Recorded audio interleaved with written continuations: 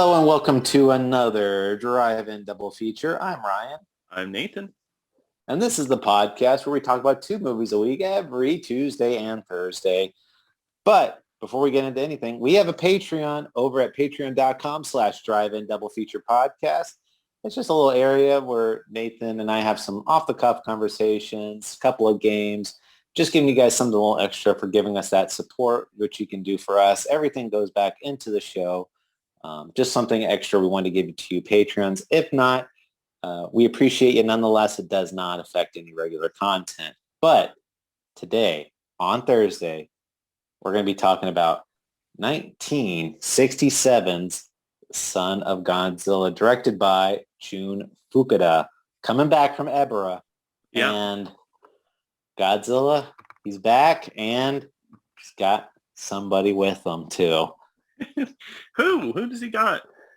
It's just, well, quotes, son. We don't know if he actually fathered this child or not. Nathan, who do you think the lucky lady would have been? Now, the lucky lady, hopefully the girl that he fell in love with in the last movie, right? The one he stared into the eyes. I think they were trying to set something up here. I think you talked about it. Yeah, maybe that's why his son looks so weird. But... Yeah, this little guy is funky looking. Yeah, so it's Minya. They call him Minya or Manila based off of it. They don't say it in the movie though, right? That's just given after. They don't, but it's canonically his name is Minya or Manila. So Minya in Manila, it's like mini Godzilla or mini Gojira, something like that. That's the literal translation, what it is. And Godzilla, we've talked about it. He's getting some kid friendly, and last movie he was definitely like teen romp type of movie. This movie, he's doing it for the kids. Yeah, this is when it's children's movie kind of, it's getting there, right? Because it's I don't know, they're definitely they know what their demographic is becoming, and I get them being like, all right, let's get a kid kaiju in here. But if only it would look like a little Godzilla, like just Godzilla but really small. Yeah, he definitely, like we said, he doesn't look, okay, brutally honest, he looks terrible. He looks awful. He looks awful. Yeah, especially his baby form, because he does grow up in this one, very rapidly. Because I mean, we're getting like into the middle of the movie, because the Son of Godzilla is the title of the movie, but it takes a little bit to get there. About 30 minutes, I think. Well, I actually, one of my notes was Godzilla is in the very first scene of the movie, and this is the first time we've ever seen Godzilla in the first scene, I believe.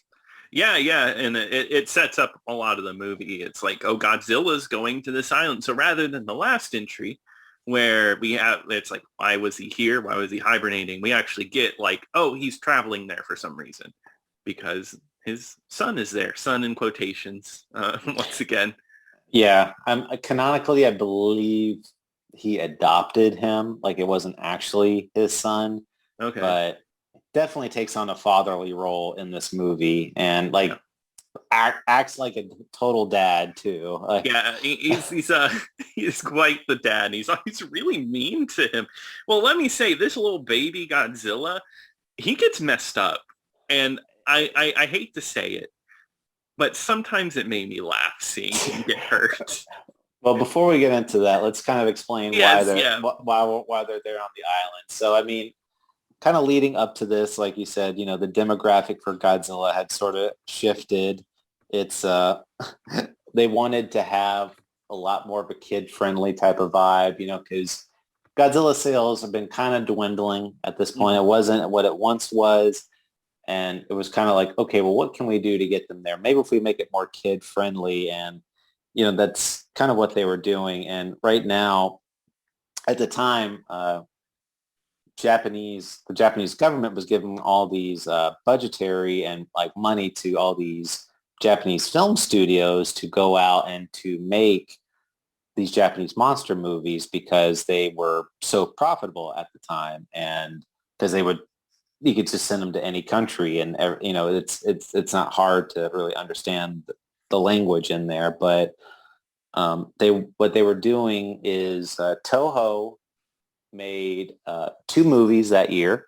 So they made this movie, Son of Godzilla, and the other one was King Kong Escapes. Okay.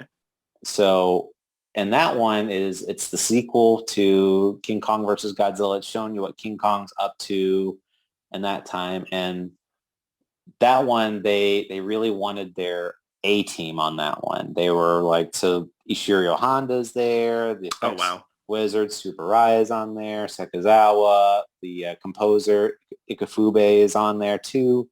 So it's like, all right, we're bringing our A game, because they really wanted this one to be the big hit. And like I said, Godzilla was kind of dwindling in its ticket sales. So that's why they're like, all right, well, we'll just kind of put the B team out there or whatever. And because even Nakajima, because this is the very first time Nakajima, the guy that was in all the other Godzilla movies, he does play Godzilla, but for like 2 scenes. That's crazy that they did that. That like it, a little sad, actually. It is. The reason why, though, is because they got a little person to play Minya, and they wanted a Godzilla to be really towering over his offspring. So they had gotten a much taller suit actor to do the part for Godzilla. And the suit, like we always talk about the suits. The suit looks kind of rough in this one, in my opinion. It's a little too big. You can see the hole in his neck. Well, yeah. So the very first scene in the movie is in the water. Godzilla's in the water. And that scene, he looks pretty bad because Godzilla, it's the same suit from Invasion of the Astro Monster and Ebra of the, Monster of the Deep. And so this movie has been through hell, essentially. And it's just like, it's been dragged, beaten, it's been submerged underwater. It's all these things gone through it. So, but they wanted to keep that scene just for the underwater scene. So that suit's probably being put to rest after that one, but it's all waterlogged. Looks awful. But in the next scene where they actually have Godzilla on land, Godzilla looks like a completely different from that suit. Doesn't even look close. And also, Godzilla looks terrible in this movie. Yeah, he looks bad, man. I don't know what they were thinking with the suit. I think they were maybe trying to match it with the kid version to kind of make him look at least somewhat similar. Yeah, so you can blame Minya for Godzilla looking like this, because they made the Minya costume first, and they're like, and then they were like, okay, we're gonna make Godzilla to base it off. So Godzilla, they wanted to make him look less threatening, so he's got a more human-like head. He's got his eyes are a little smaller, like a little more bigger. They're not as like evil-looking, menacing.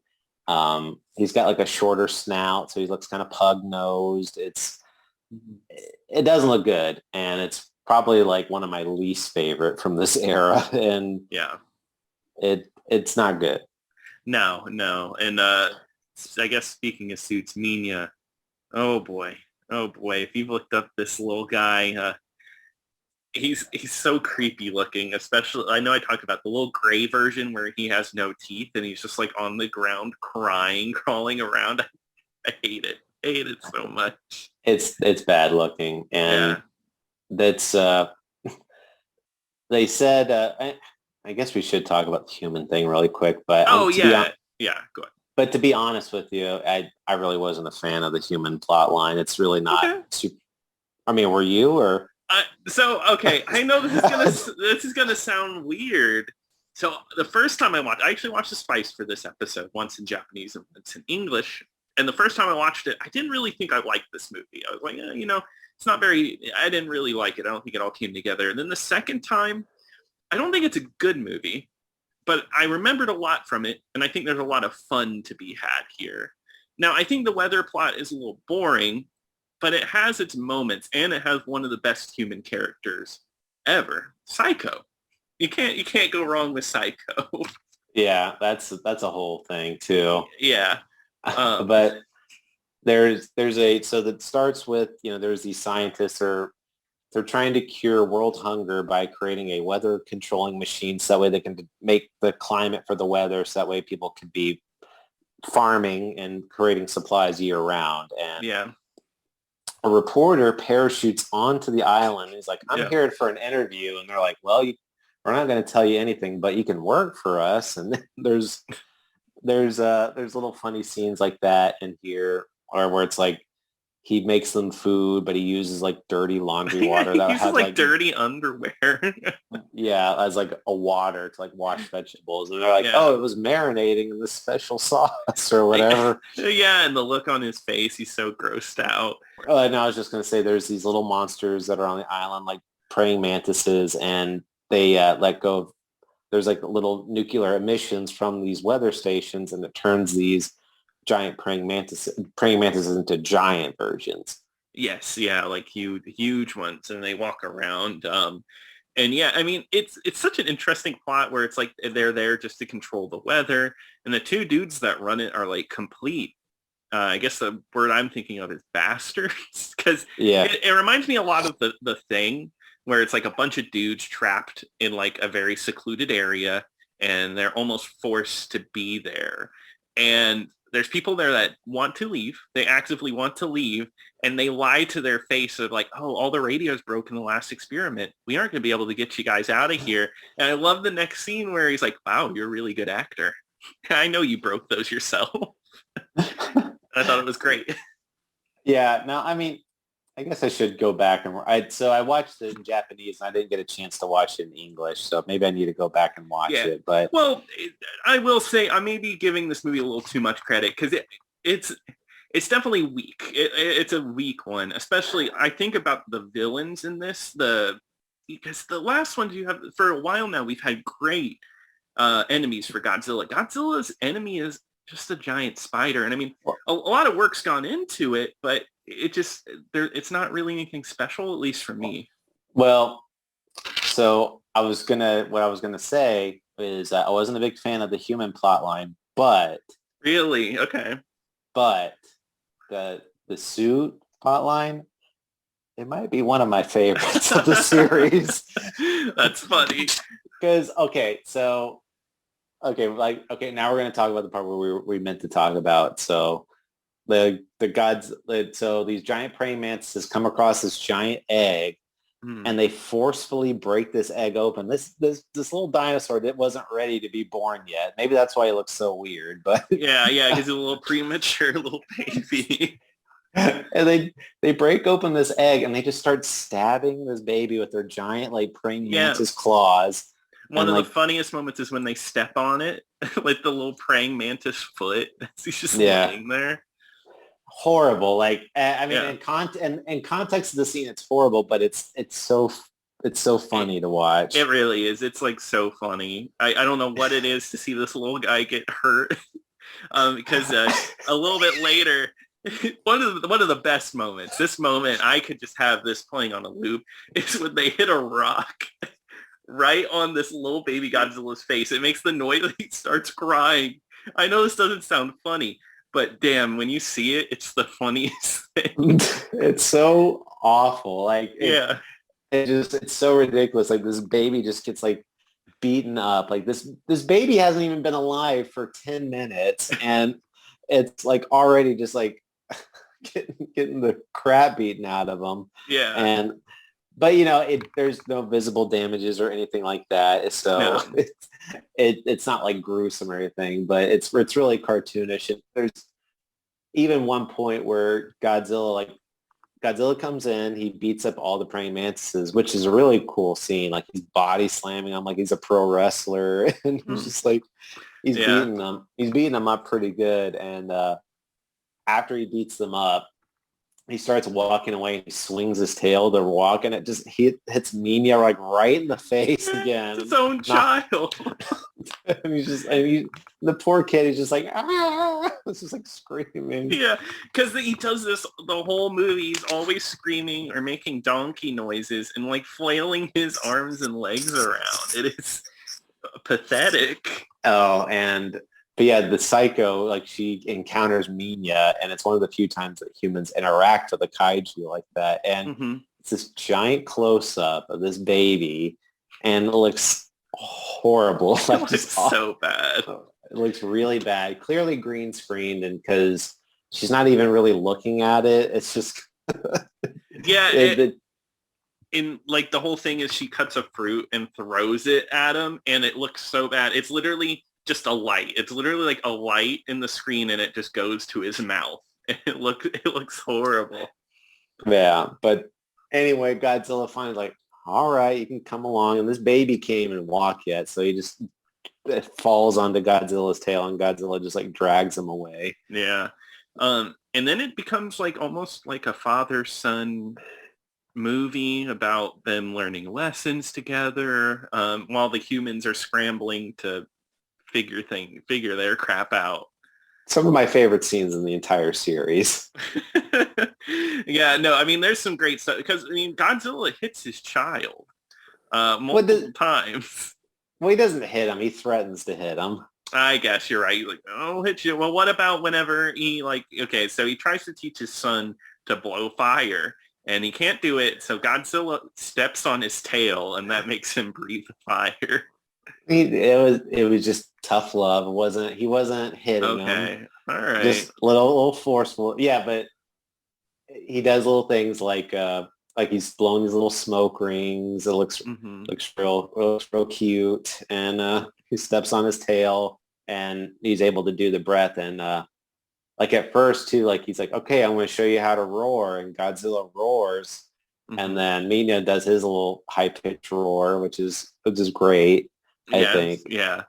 But it's just little stuff like that. I thought I really enjoyed. And the other one was Godzilla lays down. He's like, I'm going to take a nap. And Godzilla's been napping a lot these movies. I know the last two movies, Godzilla's been taking naps. Yeah, he's like a sleepy guy now. So Godzilla lays on the ground, and he's kind of just, kind of like how a cat will be sleeping, but it's like swinging its tail a little bit. And Minya's like, oh, that looks fun. And he just like jumps, like plays jump rope with Godzilla's tail. And like Godzilla wakes up and he's just like, what are you doing? Yeah, he's looking at his kid like he's the weirdest thing he's ever seen. Like, can you stop? Little so good. Yeah, little Minya is a little weird. He grows teeth in this time too. Now he has like buck teeth almost. It looks really weird. And he doesn't grow up ever again in the series, right? Like this is what he just looks like. In the Showa series, yeah. This is it. Showa, yeah. Interesting. Yeah, it's he looks like you said, he ages because he looks like a little baby. He's got these like giant he's got like a giant mouth, and then his like doesn't have any teeth, and now he's like a little bigger. He can walk, and he's got these little teeth, and it's like, how much time has passed by? Like it's been days, hours. Like you think like if he was growing up that fast, he should look like a Godzilla soon, but no, he's too iconic. I guess big in Japan. I don't know.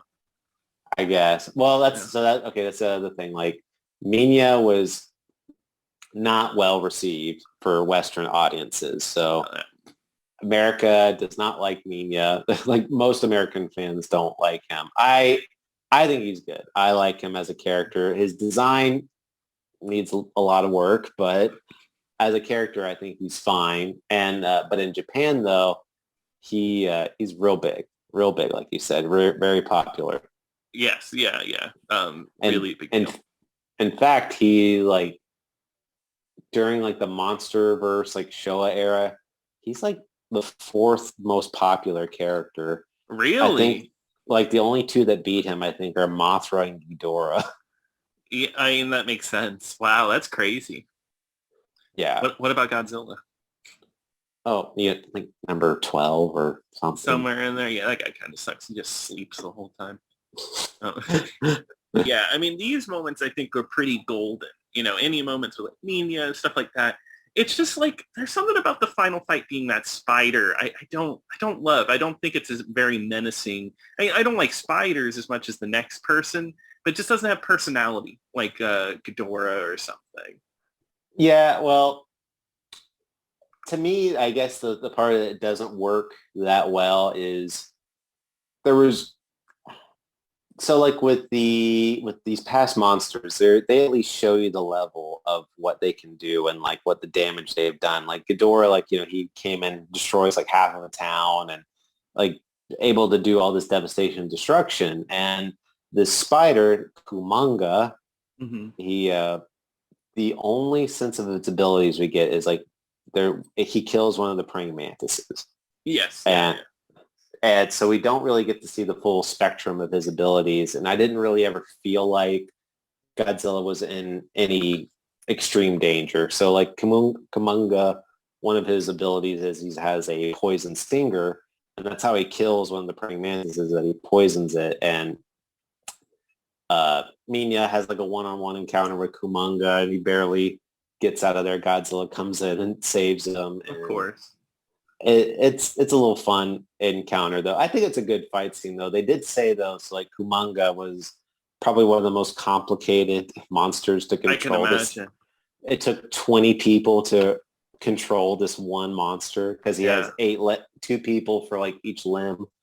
That's crazy. That must have been a lot. And I mean, like the fight scene, I think is cool because the whole thing is, he's a poisonous spider and he actually poisons Godzilla and it kind of makes like his vision blurry. And I think that was a fun effect they had. It also gets really gruesome. Yeah, he gets stabbed right in the eye. Yeah, poor Godzilla. I couldn't even imagine.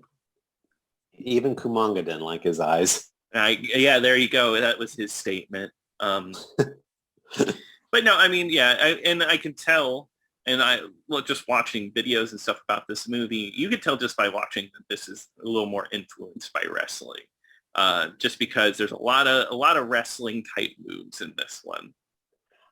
And I think that's more attributing to the suit actors because Nakajima was a judo guy. That's why like he takes judo flips. He's flipping people or flipping other monsters or whatever. This one's like, he's like a grappler in this one. He's like slamming people and everything. So I think that's more having to do with like the suit actor that was in there. It has like a really good fight scene. Godzilla at one point gets pinned down and Kumanga's like coming in for like another poison, but then Minya finally stands up and he's able to help his dad out and shoot his atomic breath. And they do like a duo like atomic blast him and it kills Kumanga. It's a great moment. Yeah, it's a great power moment. Anybody with that loves father-son movies, you got it here. You got a very touching one here. Yeah, it's just as good as what's a good father and son movie? I know there's a lot, but none are coming to my mind. Oh God, so Big much for Fish, the Tim Burton movie. Yeah, move over, Big Fish. Yeah. Well, it's kind of like this is like a big monster, and that has a big fish. It's kind of similar, right? No, that was the last movie. Oh, you're right. I completely forgot. But no, I think you're right. I think that's when the movie really clicks because the people stuff is, I don't mind it too much, but it's not bad, but they don't do a lot. I say that because I like the human plot line a lot more in the Ebra one. Like I even said, like I think the Ebra one that could have stood out as its own movie, even if you took out the monsters. So this one, I was, in comparison, I don't like it as much. Yeah, and I totally get that. The last one actually had a really great plot. This one's just kind of like, we're trying to do weather stuff, and they kind of travel around. Our main character, the journalist, and Psycho, they just travel around the island. Psycho has this weird chant that she can do. She makes weird noises out of her mouth, and there's no explanation for it because she's not like supernatural or anything. She's just a human. It sounds like a group of women like chanting. Yeah, it's weird, but Minya likes it. He's all about it. That's his like, hey kid, over here call. Yep, and then he gets fed, kind of like a dog. Yeah, just like a dog. Yeah, loyal Minya. But so a couple other like weird moments was so when they first encounter Psycho, she's in the water swimming and. And Goro, the photographer, the journalist, is his first instinct is not to say anything to this woman. He's like, just whip out your camera and just start taking pictures of this woman.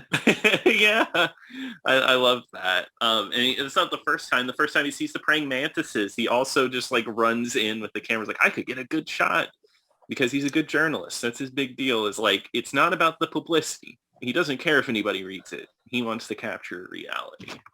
You know, when you think about that, is kind of interesting, is that I guess in this continuity of the universe, I guess the people of Japan are just so used to seeing giant monsters. Like they're just totally numb to seeing like an abnormally sized praying mantis like out in the jungle.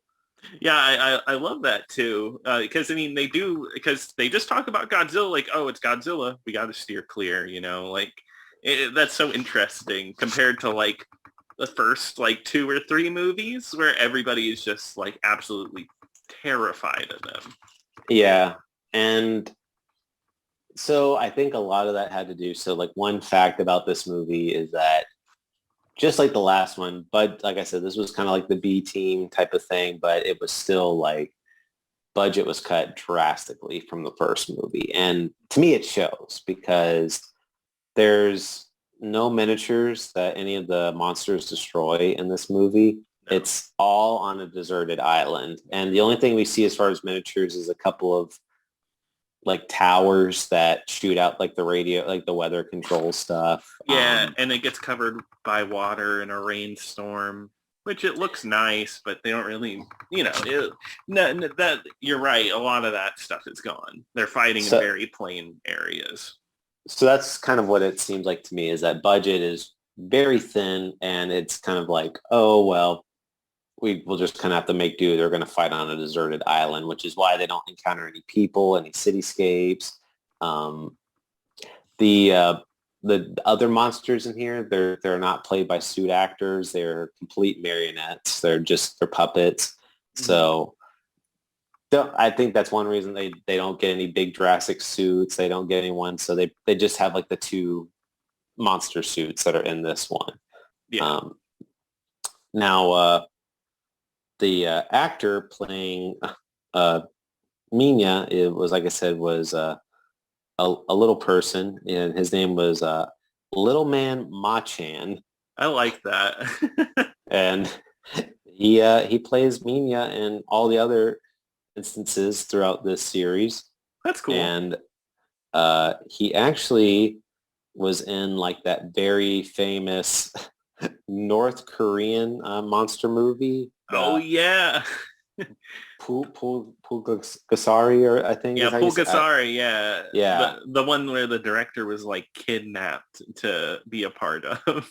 Yeah, that's definitely going to be one I think we need to talk about at some point. But yeah, I agree.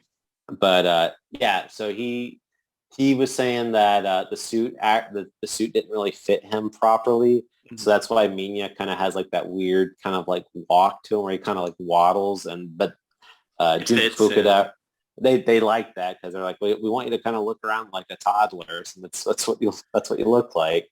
Yeah. So there's 3 different people that was Godzilla in this movie. Okay. So there was Nakajima was doing the water scenes, and in that scene, so Godzilla comes out of the water, and they're saying like what a challenge it was to have Godzilla come out of the water and walk onto the beach, that they had to attach Nakajima to this cart, and they had to pull him out of the water with it. It was just in the suit, weighs like 200 pounds, plus he's like covered in water and everything. Yeah. He just said like what a nightmare it was, and he has like this tiny cylinder of oxygen too, so he can breathe underwater. So that, I don't know how that man put up with this for so long. But then they had a second suit actor that come in, and he got injured, but then they got Nakajima's protege to do the rest of the movie. That's cool. But one thing too, another reason why this movie is a lot more family friendly is, and I think this is the first time we've mentioned it, but this movie was inspired a lot by the success of Gamera. Really? Okay. They said like, because Gamera at the time had been, he'd done a couple of movies at that point, but Gamera was full on like, this is a kid's movie, like this is intended for children. And Yeah. they, I think they took a lot of that from Gamera, which Gamera was part of a rival film studio. So it wasn't, they're just taking a lot of the good parts from that and here. We'll have to get into those at some point. Oh, I intend to fully do that one at some point. But some other things too. This movie was not a huge success at all, unfortunately. Yeah. Sold less tickets than the Ebra. Ebra sold about 3 million tickets. This sold about just under 2.5 million tickets. Wow. It's so weird hearing that about these movies and how like much of a cultural icon is Godzilla, and like we're starting to like see it dwindle. But I guess everything dwindles at some point. Yeah, to me though, it's just, I think I attribute a lot of this stuff to burnout, and that's not so much that people were getting fatigued by the monster, but I don't think they were really trying to take him to new, interesting places or anything like that, because Ashiro Honda was just so burnt out. And even Sekizawa, they got him to write this movie. And even he was just like, I don't want to write any more of these movies. But it's just, he didn't really have a lot of choice in the matter because he was contracted to do a lot of this type of stuff. And I think it's just getting to the point where everyone really wants to move on, or they want to make different stuff. So they're really not putting in their best effort into things. And the studio is just like, just make a movie, get it done type of thing. And yeah. And this movie, oh, go ahead. And it doesn't allow for a lot of creativity, I guess. And I mean, it's creative, but in a very cheap way. And then, you could tell that Toho is more like, hey, pump these out for money. It's just getting a little sad. Which is, to me, like the exact opposite. I mean, it's like Godzilla was such a huge hit. King Kong versus Godzilla was like one of the most watched movies ever in Japan. And they're like, and their solution was like, oh, well, here's less money. It's usually like the opposite reaction. Yeah, I don't know. It's like the dwindling returns deal. I don't know. It feels like Toho was like ashamed of Godzilla at some point, but they knew that it was going to get them money. Like, because I mean, 2.5 million people seeing it, that's still money. You're still making money. It's less of a return, but it's something, right? Yeah. And even in America, this was the second attempt. This movie was not released theatrically in America. It went straight to TV. And in fact, like we'd said it before, this movie actually came out before Invasion of the Astro Monster. I feel like we talked about that so long ago. Yeah, so that was, like I said, that movie came out after Son of Godzilla. Yeah. I will say the English dub of this is pretty good, actually. It's not bad. I've learned that from these movies, that the English dubs from, like, they're starting to not be too bad. No, and I did watch probably like 5 to 10 minutes of the English one beforehand, and I agree. I mean, the Ebra one was really good. It to me, it's like they're actually getting like a decent film crew together. Like they're actually getting like actual voice actors to come in and do the dubbing for a lot of these, because the one for Godzilla Raids Again was just so silly. Banana oil.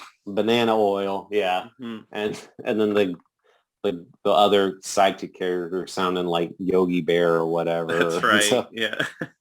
So there's a lot more work put into it, but after this one though, the Toho is kind of like about ready to wash their hands of Godzilla entirely, so much so that they're like, we're playing in one more movie after this. Really? This is where they're ending in quotations. Yeah, so they were ready to just They're like, all right, we're going to do one last Godzilla movie and call it done. That's crazy. That's It's actually... just, yeah, so this is 13 years after Godzilla had started, and they're already just like, yeah, and it could have just ended right there. Yeah, I mean, honestly, I could see why though. Just thinking about it now, how like ticket prices or ticket sales are going down and all that. Maybe it was time to retire him for a little bit. It seemed like they could have ended it here with the ending that this movie gets.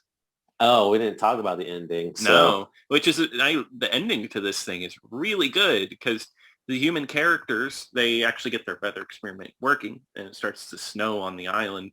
And well, what's funny is Godzilla almost leaves his baby in the snow to die.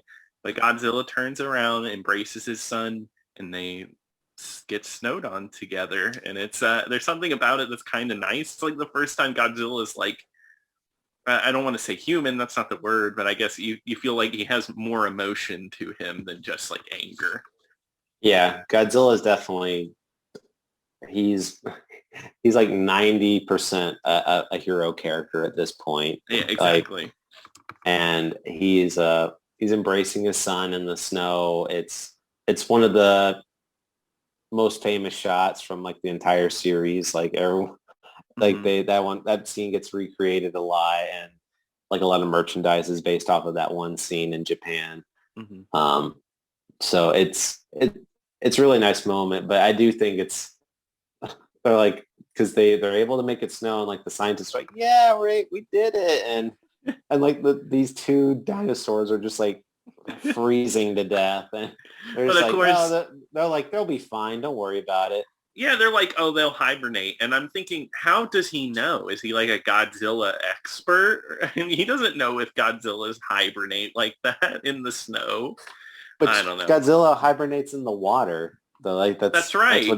Yeah. Snow's like water, right? Eventually, yeah.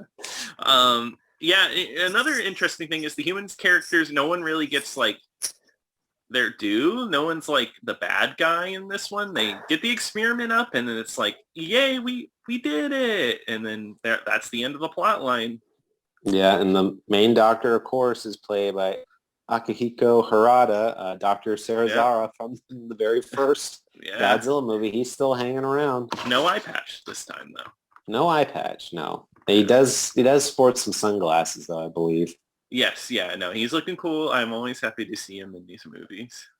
And Akira Kubo is in this one. He was in Invasion of the Astro Monsters, and that one too, where he's like the non-astronaut character in that one.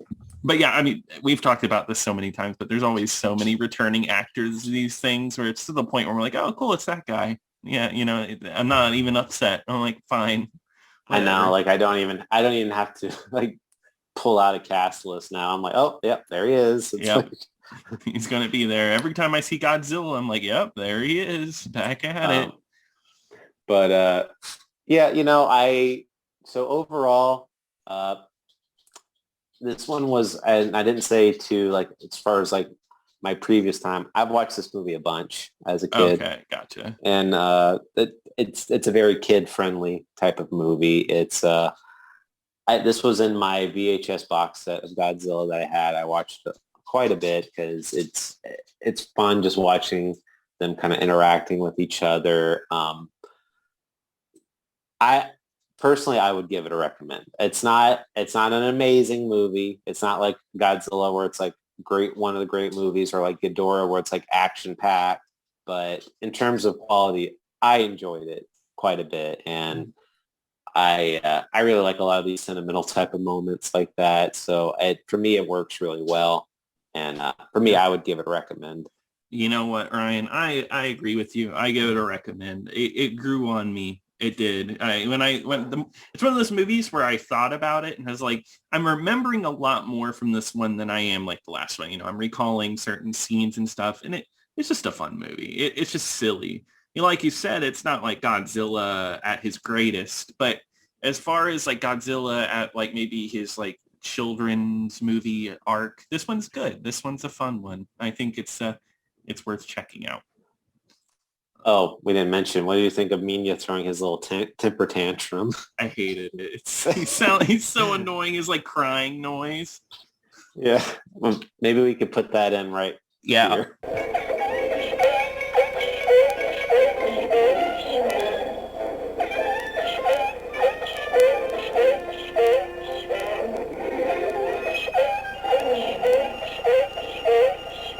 Yeah, so just so you know, it's pretty awful, isn't it? I think it's great. I don't know what you're talking about. Yeah, when you were a kid and watching this on your VHS, you're clapping when he cried. I probably was. I thought it was funny. Okay, well then, yeah. And then he drags him away Godzilla grabs him by the tail and drags him away. It's funny, like you're just taking your crying kid out of the shopping mall or something. Yeah. Like, all right, we're turning around now. You forced this upon yourself. It's a great moment. But yeah, anyway, that's it.